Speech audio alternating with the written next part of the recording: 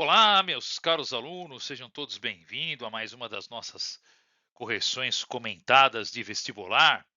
Falando aí da prova do meio do ano, vestibular de inverno das faculdades de engenharia, aqui da Unesp 2024. Então, para você aí que teve que aguardar mais um semestre e prestou agora no meio do ano, é uma nova oportunidade. E para você que vai prestar no final do ano, também vale a pena dar uma olhadinha nas questões para ir já reconhecendo um pouco das características da banca da Unesp, tá bom? Vamos lá então, turma. Bom, primeira questão que nós temos aqui, a questão do caderno aí 75, ela diz o seguinte: o computador de bordo de um automóvel exibe no painel informações sobre velocidade média e consumo médio instantâneo de combustível, auxiliando o motorista no monitoramento do automóvel ou mesmo no planejamento de sua viagem. Com os dados fornecidos pelo computador de bordo do veículo, foi construído um gráfico que mostra como varia o desempenho médio desse veículo em quilômetros rodados por litro de combustível consumido em função do consumo do combustível em litros durante a viagem que durou 90 minutos, aí 1 hora e meia. Tá legal? Muito bem. Turma, nós temos aí um gráfico de distância em função do tempo. O que ele quer, Todai? De acordo com as informações fornecidas, né? Ele quer saber qual que é a velocidade média, turma, a velocidade escalar, né? Média do veículo. Então, aí uma coisa que você não pode fazer é confundir velocidade escalar média com velocidade média, tá? Ué, Todai, não é a mesma coisa? Não, turma, não é não. A velocidade média você simplesmente somaria cada uma das velocidades e dividiria pelo número de vezes, né, que ele ofertou. Não, isso é uma coisa que se você fizer vai dar erro. O que eu recomendo você fazer nesse caso, para calcular a velocidade média, você vai pegar a velha fórmula do ΔS e ΔT, onde ΔS é o deslocamento o quê? Total e o tempo. O tempo é o tempo total, que é 90 minutos aqui, 1 hora e meia. Tá bom? A gente já pode até colocar o tempo aqui, ó, 1,5, né, de horas, porque é 1 hora e meia, 90 minutos, né, turma? 60 minutos é 1 hora, 90 minutos equivalerão ao quê? A 1,5 horas, tá bom? Por que eu estou forçando aqui hora, Todai? Porque todos estão em horas, tá vendo? Ó, quilômetros por hora. Ah, então as distâncias têm que estar também em quilômetro, né? Perfeitamente. Então, como isso aqui é um gráfico de distância, né, turma? Em função do consumo que é litro, então se a gente tirar a área desse gráfico aqui, a gente vai ter exatamente o quê? A gente vai ter aí o quilômetro, né? Porque se você fizer um gráfico de quilômetro por litro, ó, quilômetro por litro, pensa aí, versus litro, o que acontece com o litro? Ele corta, né, turma? Tá bom? Então, se eu fizer um vezes o outro, base vezes altura, eu vou cortar o litro, vai ficar o quê? Quilômetro. Aí eu tenho a distância que ele percorreu em cada trecho, tá? Então, nesse primeiro trecho aqui, Todai, qual que é a área? Então, vamos lá, gente. Primeiro trecho aqui. Então, vamos fazer assim, ó, vamos fazer o velocidade média aqui. ΔS a gente vai somando cada área, né? Então, primeiro vai ser 7 vezes o quê? 1, tá certo? Ó, 7 de altura, 1 de largura, né? Depois, o segundo, Todai, vamos lá. Mais, vamos fazer agora todo esse cara aqui, ó, tá? Então, essa base, ela vale quanto? Cuidado, hein, turminha, não é 7,4 não. Não, tem que pegar a diferença, né? 7,4 menos 1 dá 6,4, tá bom? Agora, essa altura dá 12,5, né, turma? 12,5. Então, aqui vai ser 12,5 vezes 6,4, ok? Mais o último trecho, esse trecho aqui. Então, esse trecho ele vai ser o quê? Ele vai ser 8,9 subtraído 7,4. Então, aqui vai dar 5, né? Tá certo? E aqui vai dar 1. Então, ele vai dar 1,5, tá certo, turma? Aqui embaixo, então, a gente tem 1,5 vezes a altura de 10, tá? Então, 1,5 vezes a altura de 10, né? Tá aí. Tudo isso dividido por 1,5, tá? Porque vai ser 1 hora e meia. Então, bora lá fazer as continhas, né? Vamos devagarinho aqui que a gente chega lá. Então, velocidade média ela vai ser igual a 7 vezes 1, 7, que foi fácil, né? 6,4 com 12,5. Vamos lá, vamos para o cantinho da vergonha aqui, pessoal. Vamos pegar o espaço, depois a gente apaga, né? É assim que você vai fazendo na prova, tá? 12,5 vezes 6,4. Então, 4 vezes 5, 20 vão 2. 2 vezes 4, 8. 9, 10 vai 1. 1 vezes 4, 4 e 1, 5. Um sinalzinho aqui. 6 vezes 5, 30. Vão 3, né? 2 vezes 6, 12. 13, 14. 15 vai 1. 1 vezes 6, 6 com 1, 7. Então, 0, 0, 10, 8. Opa, deu um número bonito aqui, hein? Tem duas casas aqui. Duas casas deu 80, né? Então, é isso aí. 6,4 vezes 7,5 dá exatamente 80. E esse ficou fácil. 1,5 vezes 10 dá 15. 15 dividido por 1,5. Quase acabando, né? Então, vamos lá. Velocidade média é igual a... Aqui vai dar 87, né, turma? 87 mais o quê? 15. Então, isso vai dar 7 com 5 dá 12, né? Aí 1, 9, 10, 102. Prontinho. 102 dividido por 1,5. Deixa eu pagar um pouquinho aqui de conta, né? Aí, para a gente ganhar um pouquinho de espaço, tá? Muito bem. Fazendo todas as contas com você aqui. Importante, né? Turma, 102 por 1,5. 1,5 não é 3 meios, gente? Eu prefiro fazer com fração. E dividir por 3 meios seria a mesma coisa, ó, dividir por 3 meios, do que você multiplicar por 2 terços, tá? Então vai ficar 2 vezes 102 dá o quê? 204, né? 204 dividido por 3. Vamos lá, 3 vezes 6, 18, 19 e 20. 3 vezes 8, 24. Ponto. 68. Chegamos aí no resultado final. Tá legal? Exercício um pouquinho trabalhoso em termos de álgebra, né, pessoal? De matemática, tá bom? Mas tirando a álgebra é bem tranquilo, né? Basta você tirar então aqui a área, né? Do gráfico dado pelo computador de bordo de quilômetros por litro em razão do consumo de litros. Aí você vai ter a distância percorrida, tá? E como é que se mede velocidade média mesmo na física, turma? Você pega o ΔS, né? Que no nosso caso aqui foi quanto? Foi 102, né? No total foi 102 quilômetros. E divide por 1h30, porque não pode deixar em minutos, se ele quer o resultado em quilômetros por hora, tá bom? Maravilha, vamos aí para a próxima questão. Aí um exercício clássico, né, turma? O 76, um exercício aí da quantidade de movimento, da conservação da quantidade de movimento, que quem gosta bastante dele também é a banca da FUVEST, tá? Vira e mexe aí, eles pedem esse tipo de exercício, né? Vamos lá.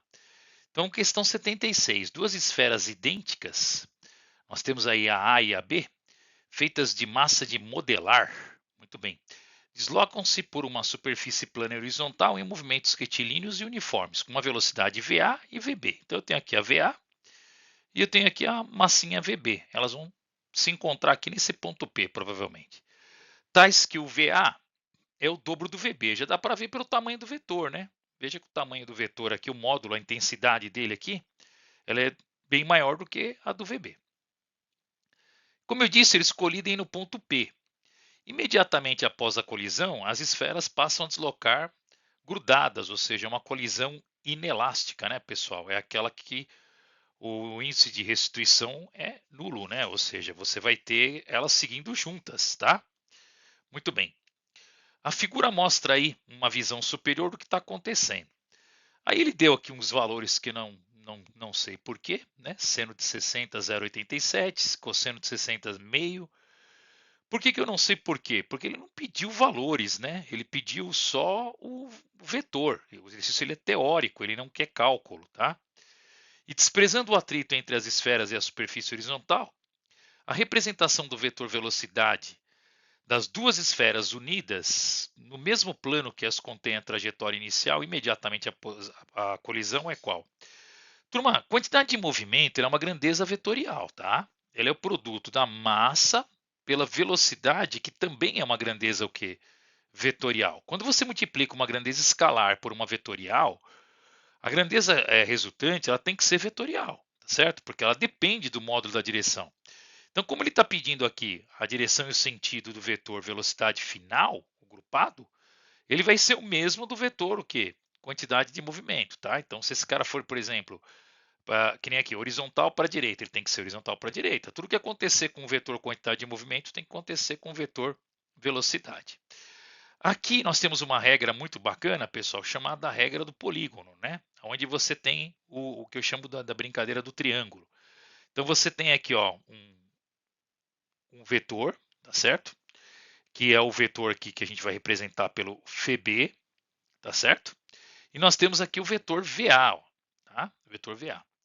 O vetor VA, você repara que ele é bem maior aqui do que o vetor VB, ele é o dobro do vetor VB, né?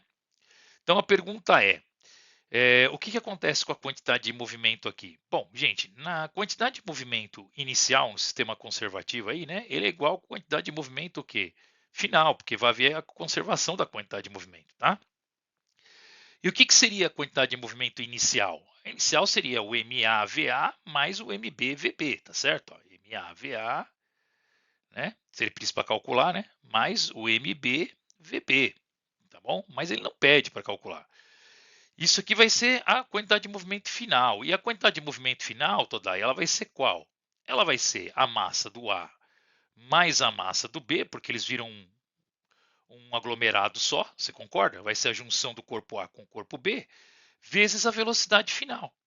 Então, turma, se eu pegar esse vetor velocidade final, ele tem as mesmas características do vetor quantidade de movimento, tá?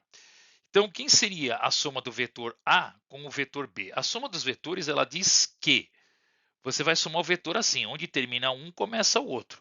E o vetor final, o que você faz? Você pega o começo de tudo, tá? E você vai juntar aqui com o final de tudo, pessoal. É isso mesmo. Esse cara aqui é o que a gente chama, então, de vetor resultante, tá bom? Esse aqui é o vetor resultante. Então, para somar o vetor A, tá? Aqui, ó, o vetor VA, vou fazer ele maior aqui para você. Ele está aqui. E aqui está o vetor VB. Então, VA em azul, o VB em vermelho.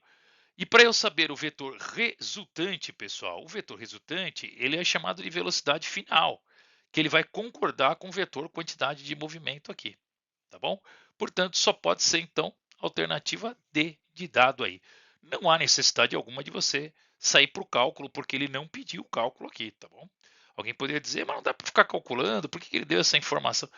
Galera, não precisa, foi informação desnecessária aqui, uma vez que a construção da regra do polígono ela já fecha para você direitinho o que está acontecendo. Tá legal? Exercício conceitual de vetores envolvendo a conservação da quantidade de movimento. Bacana exercício.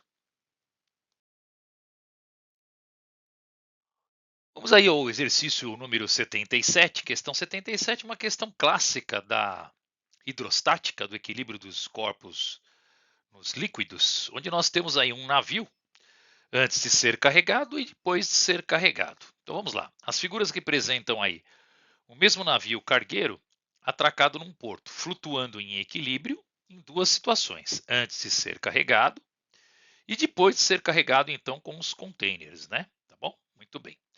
Aí ele pergunta aqui, comparando as duas situações, conclui-se que o empuxo aplicado pela água do mar no navio, ele é menos intenso quando o navio está carregado, tem a mesma intensidade em ambas situações, tem a mesma intensidade em ambas situações, é mais intenso quando o navio está carregado, é mais intenso quando o navio pode ser carregado, e aí vai.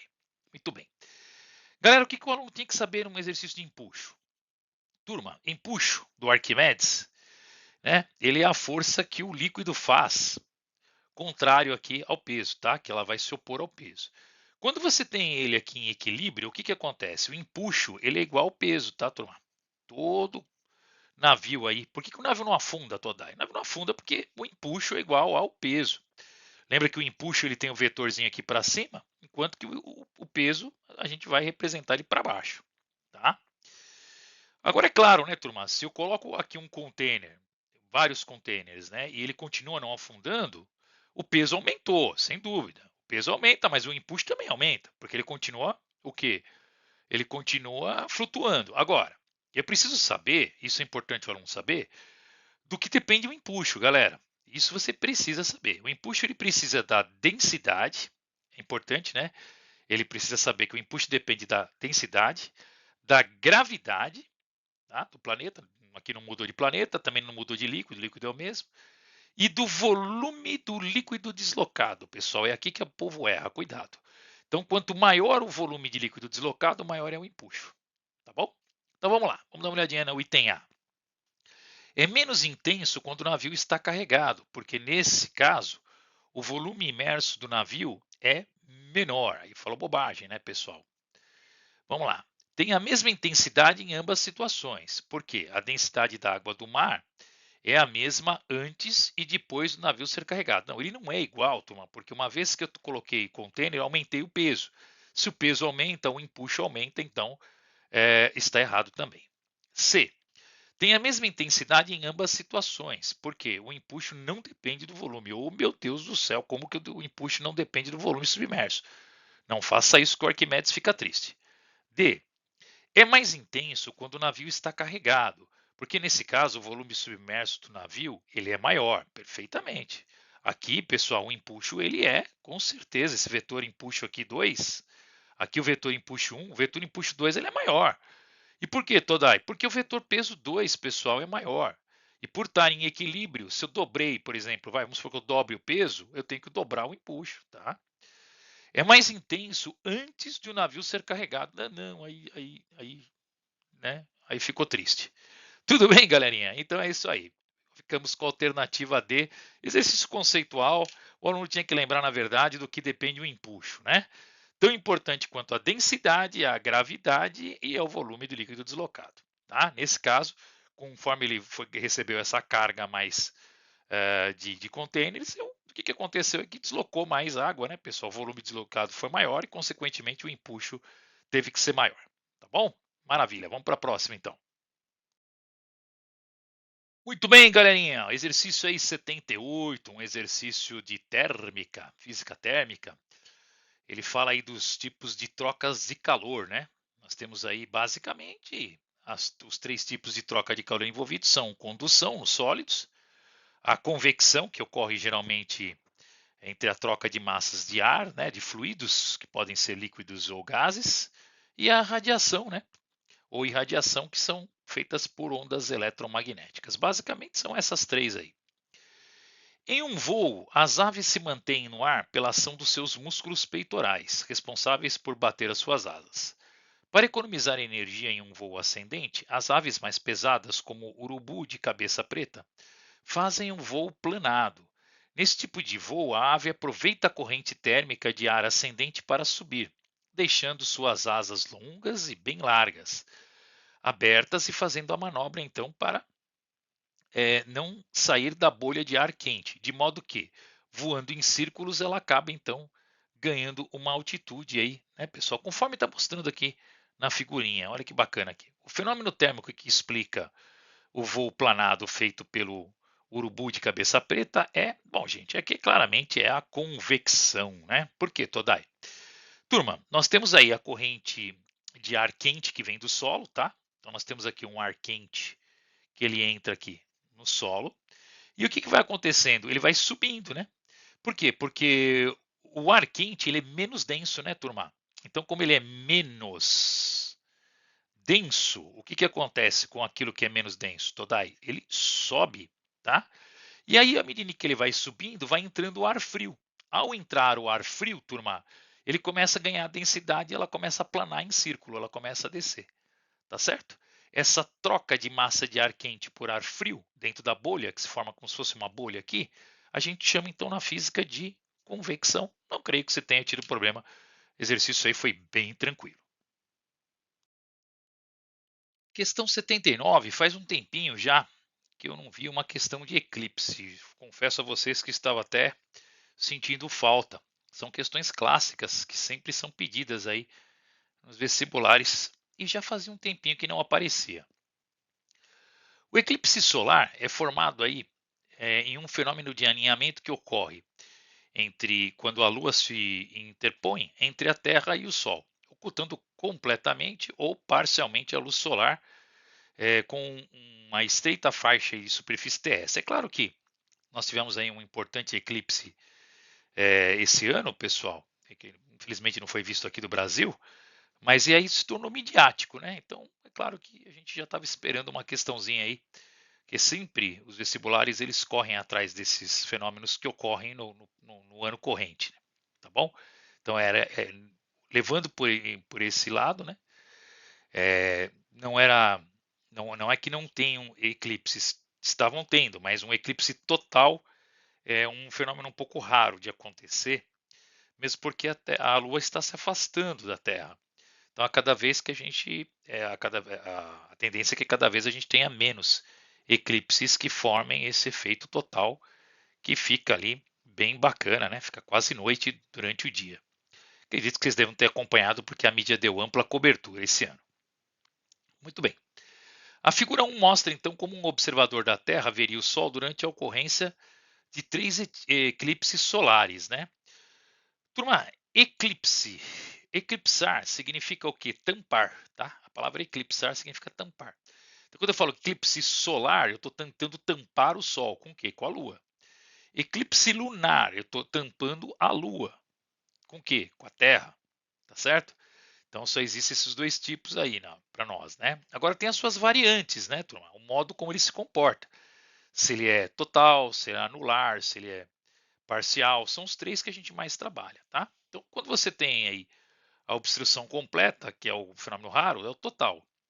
O parcial é quando você tem os movimentos de entrada e saída do eclipse. E o anular é quando você tem aí uma distância muito grande de tal maneira que a Lua não consegue cobrir. Então você tem uma que a gente chama de semi-iluminação. Tá? Muito bem, na figura 2 estão representados fora de escala a ocorrência de 3 tipos de eclipse, então nas regiões 1, 2 e 3 da superfície da Terra.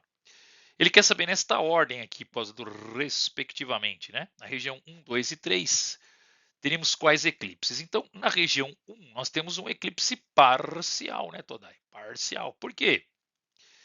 Ele tem parcial porque ele está sobre aqui essa iluminada região de penumbra, que a gente chama, né, pessoal, tá?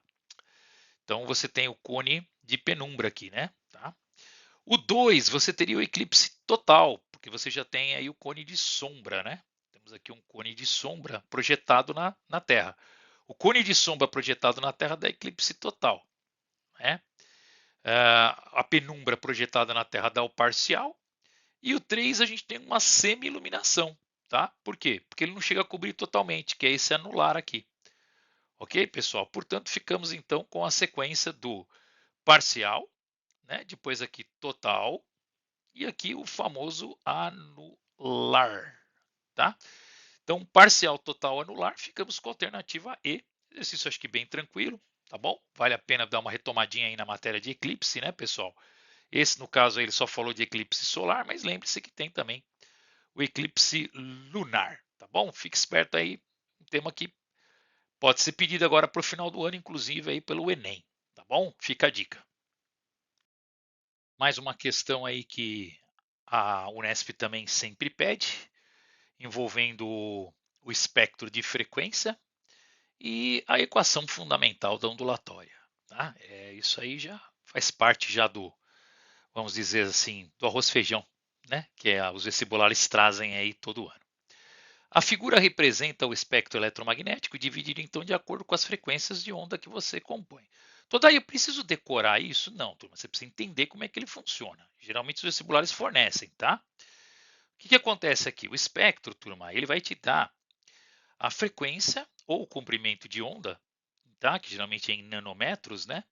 E a frequência aí, geralmente em gigahertz ou hertz, depende de qual unidade que ele vai trabalhar, onde cada uma das importantes faixas são apresentadas. Por exemplo, aqui o rádio, micro-ondas, o infravermelho, a luz visível, que é bem importante, tá?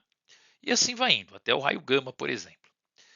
Determinada fração deste espectro, com comprimento de onda entre 200 e 280 nanômetros, é utilizada como um germicida na desinfecção de reservatórios de água, do ar em hospitais, de instalações de processamento e armazenamento de alimentos e superfície em geral. Considerando a velocidade da luz, c igual a 3,10 a oitava metros por segundo, e sabendo que 1 nanômetro, aí ó, moleza da FUVEST, hein? Tá dando para você já que o nano é 10 a menos 9. FUVEST não, Todai, Unesp, né? Estas ondas eletromagnéticas utilizadas como um germicida pertencem a qual faixa, tá? Muito bem. Então vamos lá, turma. A equação da ondulatória todo mundo lembra, né? vai ver o que a lambda faz. V igual a lambda F. Quem faz o papel de velocidade da luz na onda eletromagnética, ela tem sempre a mesma velocidade, a velocidade da luz. É o C, de celeritas, que significa rapidez. Então, C igual a lambda F. Para eu achar a faixa de frequência, eu vou fazer sempre o C dividido pelo lambda. Tá? Eu tenho uma frequência mínima e tenho uma frequência máxima. Eu tenho que ter um meio termo aqui entre o 200 e o 280. Se eu achar esse meio termo aqui, eu vou pegar bem no meio dela. Então daí eu posso calcular a inferior e a superior? Pode. Ou você faz duas contas ou você faz uma conta só também. Tá?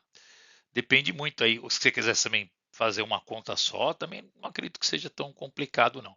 Vamos começar aqui então com a inferior, né? Então, velocidade da luz, 3 vezes 10 a oitava, que é metros por segundo. Lembra que aqui nós estamos trabalhando em metros por segundo. Então, a frequência, né, pessoal, ela vai acabar saindo aí em, como a gente vai ter o comprimento de onda em metros, porque o nano nós vamos tirar, então vai ficar o que? Inverso do segundo, que é hertz. Então isso aqui vai dar hertz, tá?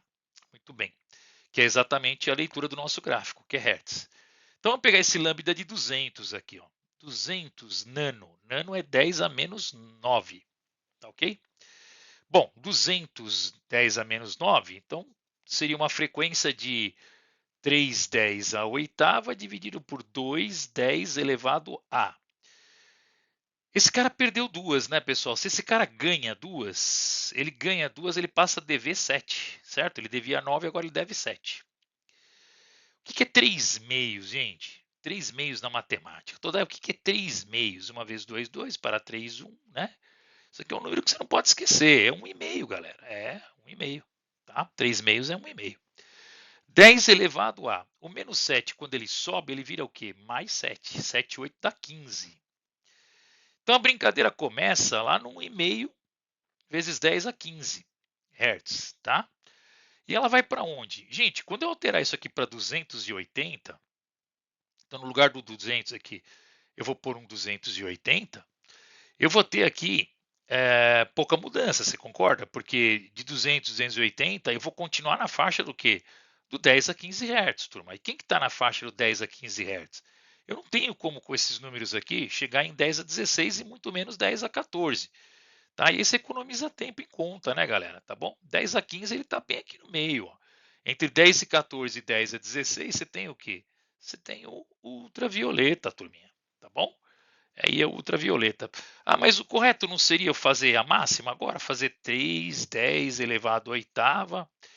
E vou fazer aqui o 2,8, 10 elevado a menos 7. Então, turma, você percebe que também vai dar 10 a 15? Só que 3 dividido por 2,8, né, ele não vai dar 1,5, ele vai dar 1,0 alguma coisa, né? Tá bom? Mas vai dar 10 a 15, tá bom? Conclusão, turma, você está ainda nessa faixa, ó, de 10 a 15, que é o que precisava saber. Poupa fazer conta desnecessária, porque senão você vai começar a fazer essas contas aí e você fica meio doido. Não precisa, tá bom? É isso aí, exercício bem tranquilo, equação fundamental da ondulatória e leitura do espectro de frequência.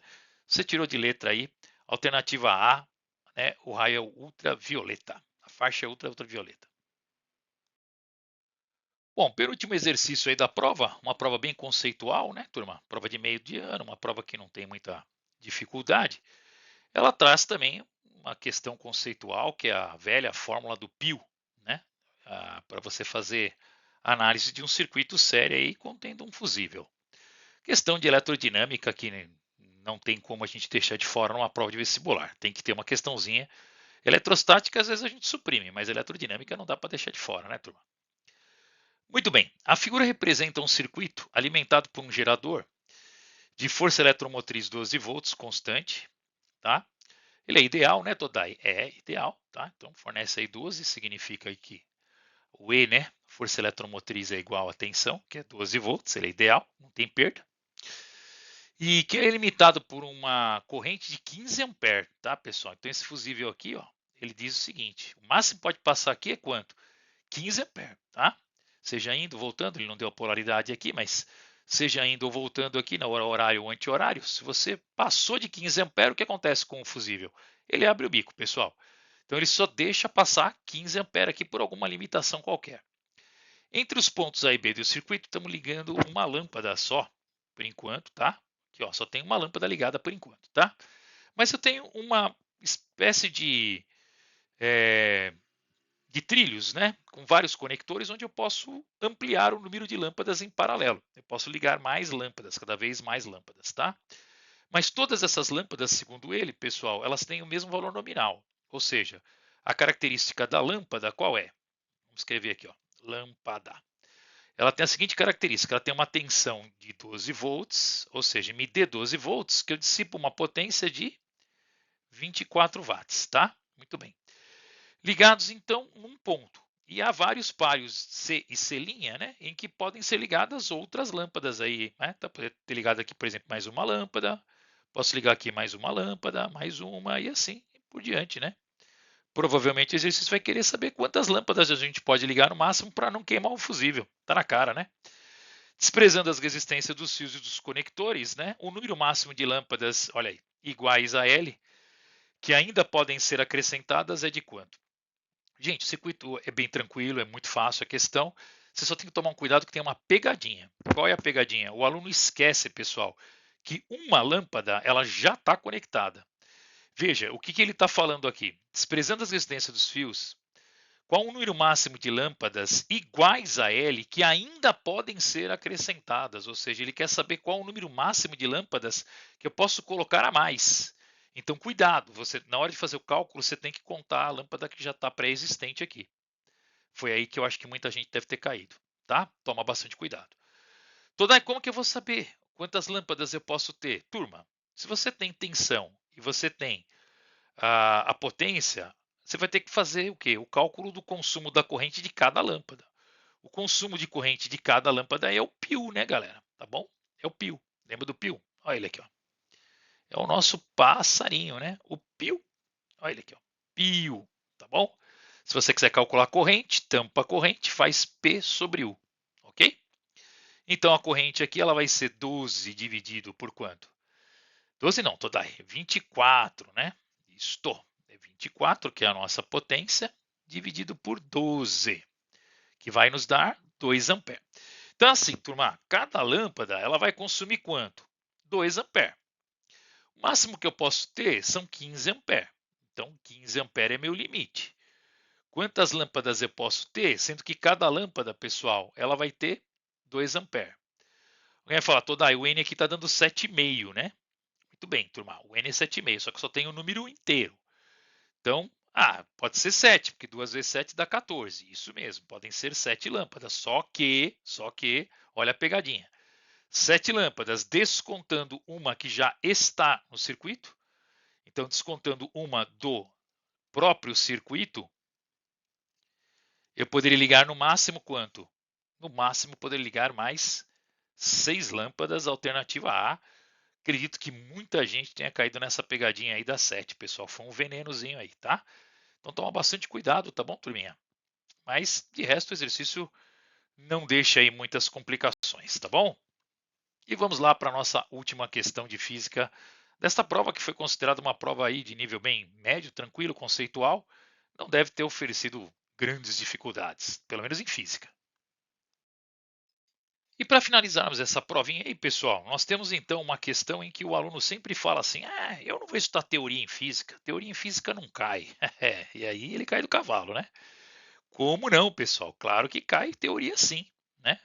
Então temos aí uma questão que ele misturou os dois pontos que faltavam aí, né? Da eletricidade, que é a eletrostática e o eletromagnetismo. Então ele fechou o trio, né? Ele deu uma questão do circuito, que foi a 81, e 82 ele misturou eletrostática com eletromagnetismo. Vamos lá.